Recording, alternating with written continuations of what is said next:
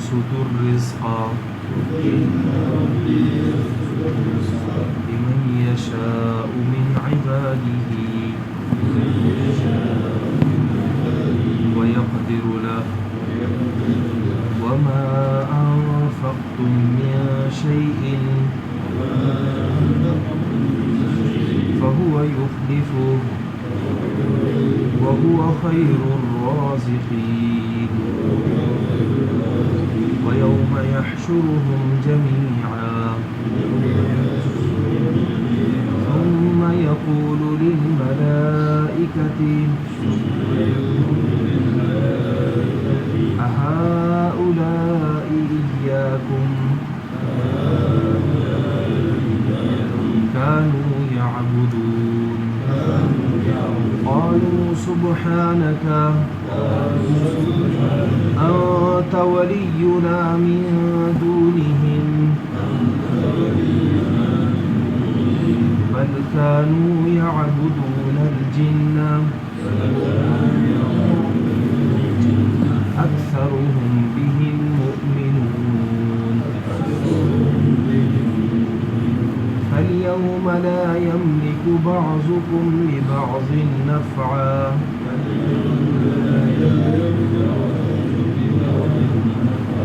نفعا ولا ضرا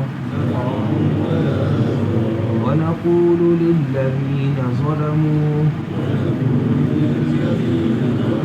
ذوقوا عذاب النار التي كنتم بها تكذبون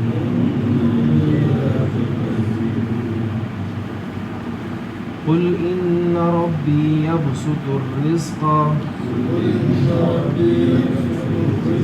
آپ کہہ دیجئے یقیناً میرا رب کشادہ کرتا ہے رزق کو لمن یشاء من عبادہ جس کے لیے وہ چاہے اپنے بندوں میں سے وَيَقْدِرُ لَهُ اور جس کے لیے چاہے تنگ کر دے وَمَا أَنفَقْتُم مِّن شَيْءٍ اور تم جو چیز بھی خرچ کرتے ہو فَهُوَ يُخْلِفُ بس وہ اس چیز کے بدلے اور چیز دے دیتا ہے وَهُوَ خَيْرُ الرَّازِقِينَ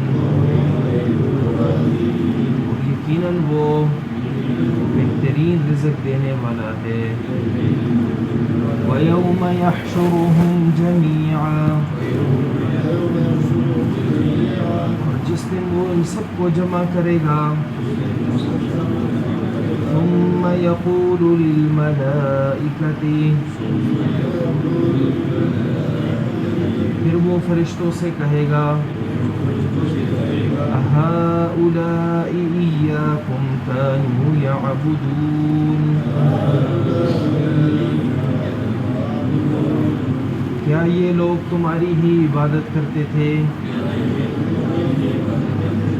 قَالُوا سُبْحَانَكَ وہ جواب میں کہیں گے اے اللہ تیری ذات ہر قسم کے شریکوں سے پاک ہے أنت ولينا من دونهم تو ہمارا کارساز ہے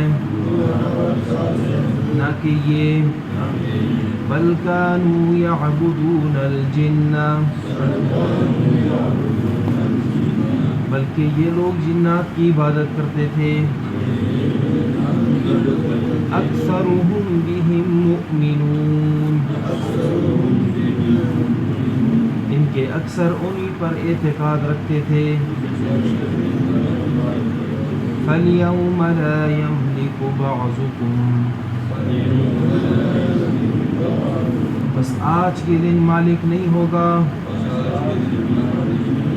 تمہارے بعض کے نفعا ولا ضرا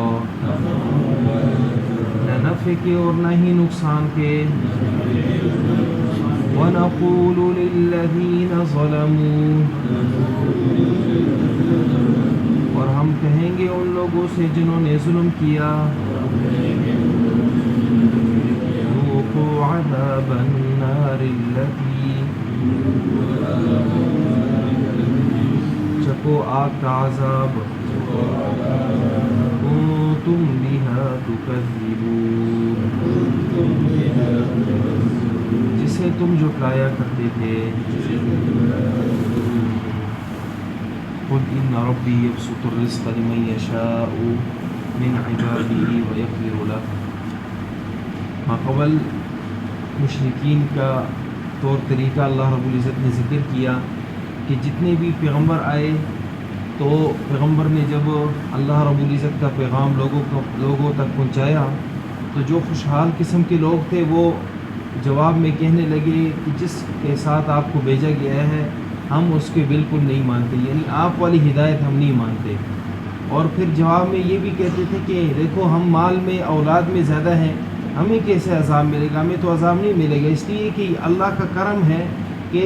مال اور اولاد دے دی ہے، جس سے یہ معلوم ہوتا ہے کہ اللہ ہم پر خصوصاً رحم و کرم کر رہا ہے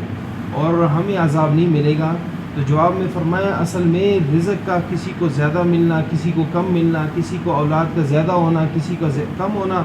یہ اللہ کے اختیار میں ہے۔ اللہ جس کے لیے چاہتا ہے کشادگی کر لیتا ہے، کسی کے لیے چاہتا ہے تنگ کر لیتا ہے۔ یہ معیار اللہ کے ہاں نہیں ہے کہ قرب کا ذریعہ بن جائے، لیکن اکثر لوگ نہیں جانتے۔ اور ساتھ ساتھ تفصیلاً ذکر کیا کہ تمہارا مال، تمہاری اولاد ہمارے ہاں درجے کو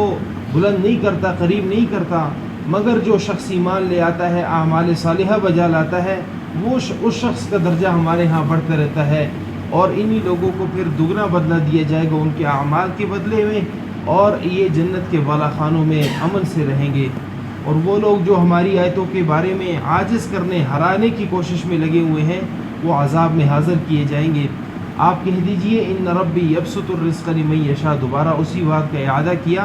کہ میرا رب کشادہ کر لیتا ہے رزق کو جس کے لیے چاہے اپنے بندوں میں سے، وَيَقْدِرُ لَهُ، اور جس کے لیے چاہے تنگ کر لے، یہ اللہ کے اختیار میں ہے، لیکن اللہ ہر ایک کو اس کا رزق ضرور دیں گے۔ وَمَا مِن دَابَّةٍ فِي الْأَرْضِ إِلَّا عَلَى اللَّهِ رِزْقُهَا، کوئی زمین پر جتنے بھی چلنے والے جتنے بھی چیزیں ہیں اللہ نے سب کا ذمہ اٹھایا ان کے رزق کا، اللہ انہیں اس کا رزق جو ہے وہ دے دیں گے اسے۔ وَمَا أَنفَقْتُم مِّن شَيْءٍ فَهُوَ يُخْلِفُهُ، اللہ فرماتے ہیں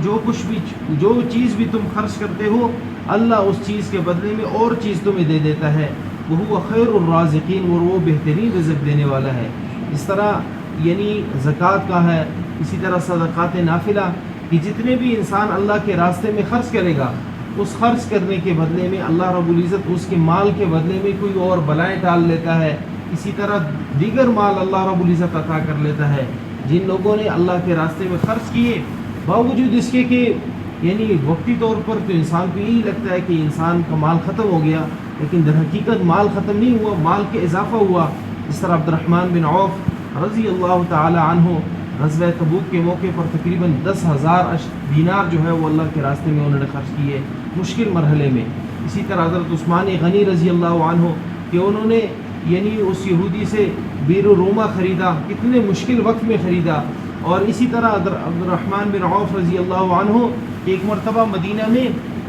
تقریباً 500 اونٹ مع ساز و سامان کے مدینہ میں داخل ہوئے، لوگ کہنے لگے یہ مدینہ کا سامان آ گیا ہے۔ جیسے داخل ہوئے عبد الرحمن بن عوف نے اعلان کیا کہ یہ جو ہے میری طرف سے اللہ کے راستے میں جو ہے یعنی خرچ ہو، اور تو جب جیسے اعلان ہوا پھر یہ سارا کا سارا مال جو ہے وہ مدینے پر اور اس کے ارد گرد کے لوگوں پر جو ہے وہ تقسیم ہوا، بہت بڑا مال تھا۔ فرمایا وَهُوَ خَيْرُ الرَّازِقِينَ، وہ بہترین رزق دینے والا ہے۔ وَيَوْمَ يَحْشُرُهُمْ جَمِيعًا، اور جس دن اللہ سب کو جمع کرے گا اس دن کی ہولناکی کتنی سخت ہوگی۔ اللہ فرشتوں سے بھی پوچھیں گے أَهَؤُلَاءِ إِيَّاكُمْ كَانُوا يَعْبُدُونَ، کیا یہ لوگ تمہاری عبادت کرتے تھے؟ کہ مشرکین میں سے ایک تو سب کا اعتقاد تھا کہ جتنے بھی فرشتے ہیں یہ ساری اللہ کی بیٹیاں ہیں اور اس وجہ سے وہ ان کی تعظیم کیا کرتے تھے۔ اسی طرح بنو خزاعہ کے ایک شاخ جو ہے ملیح جس کا نام تھا، وہ مکمل طور پر عبادت جو ہے وہ یعنی فرشتوں کی کیا کرتے تھے۔ در حقیقت فرشتوں کی تو عبادت نہیں کرتے تھے، ان کے سامنے بعض اوقات کوئی صورت بھی آ جاتی، وہ کہتے تھے دیکھو فرشتے ہمارے سامنے حاضر ہو رہے ہیں۔ در حقیقت وہ شیاطین الجن جو انہیں گمراہ کرنے کی مکمل کوشش کرتے تھے، جس طرح یہاں فرشتوں نے بھی کہا قالوا سبحانک، فرشتے آگے جواب میں کہیں گے اللہ رب العزت کے، اے اللہ تیری ذات ہر عیب سے ہر شریک سے پاک ہے، انت ولینا من دونہم، آپ ہی ہمارے کارساز ہیں نہ کہ یہ لوگ، بل کانوا یعبدون الجن، بلکہ یہ لوگ تو جنات کی عبادت کرتے تھے۔ جنات سے مراد یہاں یعنی شیاطین الجن ہے، کہ شیاطین الجن ان کو جو ہے گمراہ کرتے ہیں، اور یہ گمراہ کرنے کے طریقے بھی مختلف ہوتے ہیں۔ بعض اوقات انسان کو جنات اس حیثیت سے بھی گمراہ کرتے ہیں، کسی چیز کو سخت بنا لیں، وہ دیکھتے ہیں کہ یار دیکھو فلاں ہمارا پیر ہے، اس نے فلاں چیز کو سخت بنا دیا ہے، کسی چیز کو پتھر بنا کے اعتقاد کے حساب سے، جس جگہ اعتقاد کمی ہو، مثلا بعض لوگ زیادہ لوگ جو ہے وہ اللہ رب العزت پر اعتقاد رکھنے والے ہوں، اور کچھ لوگ جو ہے وہ اپنے معبودان باطلہ پر اعتقاد رکھنے والے ہوں، وہاں شیاطین الجن اپنا کردار ادا نہیں کرتے۔ لیکن جہاں اکثریت وہ یعنی شیاطین پر، جنات پر اپنا اعتقاد رکھ لیں، یا مختلف قسم کی منحوس چیزوں پر جو ہے اعتقاد رکھ لیں، اعتقاد رکھنے کے بعد وہ ہوتا بھی اسی طرح ہے،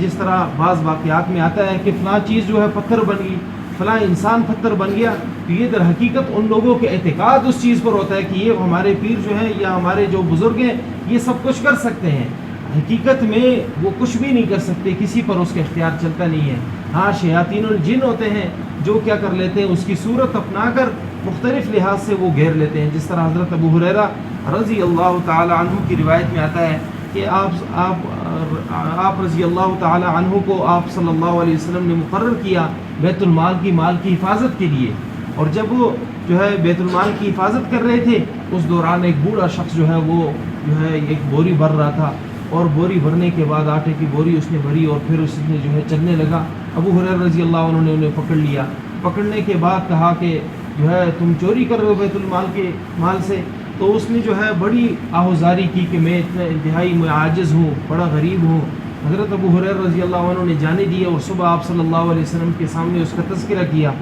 آپ صلی اللہ علیہ وسلم نے فرمایا دوبارہ بھی وہ آئے گا۔ اگلے دن اگلی رات کو پھر وہی مرحلہ ہوا کہ ابو ہریرہ رضی اللہ عنہ نے اس شخص کو پھر پکڑ لیا۔ پھر تیسری دفعہ جب اگلی مرتبہ ذکر کیا آپ صلی اللہ علیہ وسلم کو، آپ صلی اللہ علیہ وسلم نے فرمایا ابو ہریرہ آیت الکرسی کا اہتمام کرو، دوبارہ وہ نہیں آئے گا۔ تو جیسے اگلی رات ابو ہریرہ رضی اللہ عنہ نے آیت الکرسی کا اہتمام کیا تو وہ چیز پھر نہیں آئی۔ یعنی یہ اعتقاد کے اعتبار سے ہے، جس شخص کا جتنا زیادہ اعتقاد اللہ پر ہوگا، جتنا زیادہ وہ اللہ کی پناہ میں آنے کی کوشش کرے گا، اتنا زیادہ ان چیزوں کا اعتقاد ختم ہوتا رہے گا، اور جتنا زیادہ ہر قسم کی چیزوں پر اعتقاد رکھے گا وہ اتنا زیادہ ہی گمراہی کی طرف جو ہے وہ شکار ہوگا۔ بل کانوا یعبدون الجن، بلکہ یہ لوگ جنات کی عبادت کرتے تھے، اکثرهم بہ مؤمنون، ان کے اکثر انہی پر ایمان رکھتے تھے، یقین رکھتے تھے۔ فالیوم لا یملک بعضکم لبعض نفعا، بس آج کے دن تمہارے بعض کے لیے نہ نفع کے مالک ہوں گے نہ نقصان کے مالک ہوں گے۔ وَنَقُولُ لِلَّذِينَ ظَلَمُوا، اور ہم کہیں گے ان لوگوں سے جنہوں نے ظلم کیا، ذُوقُوا عَذَابَ النَّارِ الَّتِي، چکو آگ کا عذاب جسے تم جھٹلایا کرتے تھے۔ اس کی ایک مثال یہ بھی ملتی ہے کہ یعنی معبودان باطنہ مشرکین مکہ کا نظریہ تھا کہ ہمارے بتوں کو جو بھی چھیڑتا ہے اسے جو ہے اللہ ضرور جو ہے یعنی یہ بت جو ہے ضرور اسے نقصان پہنچا لیتے ہیں اور مکمل طور پر تباہ ہو جاتا ہے۔ اور خود بعض مشرکین کے ساتھ ہوا بھی یہی ہے کہ بعض مشرکین نے اپنے اعتقاد میں تو وہ کہتے تھے کہ ہمارے معبود ہیں، لیکن بعض اوقات سختی میں آ کر انہیں جو ہے ٹکرا دیا، مثلا گرا دیا، تو وہ لوگ واقعتاً جو ہے وہ اس سے خفتی بنے ہیں، واقعتاً وہ اس سے جو ہے نقصان انہیں پہنچا ہے، لیکن یہ نقصان در حقیقت شیاطین الجن پہنچاتے تھے تاکہ ان کا اعتقاد اور زیادہ پختہ ہو۔ لیکن جب آپ صلی اللہ علیہ وسلم آئے تو 360 بتوں کو آپ صلی اللہ علیہ وسلم نے گرایا، کوئی نقصان آپ صلی اللہ علیہ وسلم کو نہیں ہوا۔ یہ صرف اعتقاد کی بات ہوتی ہے۔ فرمایا قل ان ربی یبسط الرزق لمن یشاء من عباده ویقدر له، آپ کہہ دیجئے یقیناً میرا رب کشادہ کر لیتا ہے رزق کو جس کے لیے چاہے اپنے بندوں میں سے، اور جس کے لیے چاہے تنگ کر دے۔ وما انفقتم من شیء فهو یخلفه، اور جو چیز بھی تم خرچ کرو فهو یخلفه، اللہ اس چیز کے بدلے میں اور چیز دے دیتے ہیں۔ وهو خیر الرازقین، اور وہ بہترین رزق دینے والا ہے۔ ویوم یحشرهم جمیعا، اور جس دن اللہ سب کو جمع کرے گا، ثم یقول للملائکۃ، پھر اللہ فرشتوں سے فرمائے گا اہؤلاء ایاکم کانوا یعبدون، کیا یہ لوگ تمہاری عبادت کیا کرتے تھے؟ قالوا، تو جواب میں وہ کہیں گے سبحانک، اے اللہ تیری ذات پاک ہے، انت ولینا من دونہم، آپ ہی ہمارے کارساز ہیں، نہ کہ یہ لوگ، بل کانوا یعبدون الجن، بلکہ یہ لوگ تو جنات کی عبادت کیا کرتے تھے، اکثرہم بہم مؤمنون، اکثر ہی انہی پر اعتقاد رکھتے تھے، انہی پر یقین رکھتے تھے۔ فَالْيَوْمَ لَا يَمْلِكُ بَعْضُكُمْ لِبَعْضٍ نَفْعًا وَلَا ضَرًّا، بس آج کے دن تمہارے بعض کے لیے نہ نفع کے مالک ہوں گے نہ نقصان کے مالک ہوں گے۔ وَنَقُولُ لِلَّذِينَ، اس میں نفی شفاعت قہری بھی ہوگی کہ فرشتے بھی اللہ کے سامنے زبردستی سفارش نہیں کر سکتے۔ وَنَقُولُ لِلَّذِينَ ظَلَمُوا، اور ہم کہیں گے ان لوگوں سے جنہوں نے ظلم کیا، ذُوقُوا عَذَابَ النَّارِ الَّتِي، چکو آگ کا عذاب جسے تم جھٹلایا کرتے تھے۔